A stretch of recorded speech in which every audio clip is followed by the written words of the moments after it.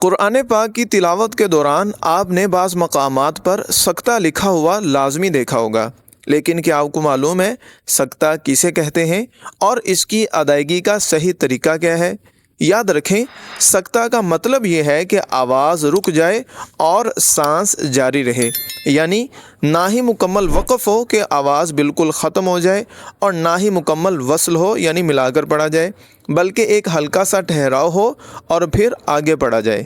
یاد رکھیں، سکتہ کرتے وقت متحرک حرف کو ساکن کر دیا جاتا ہے اور دو زبر کو الف سے بدل کر پڑھا جاتا ہے۔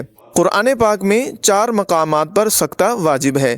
وَقِيلَ مَنْ رَاقٍ كَلَّا بَلْ رَانَ مِن مَّرْقَدِنَا هَذَا عِوَجًا قَيِّمًا۔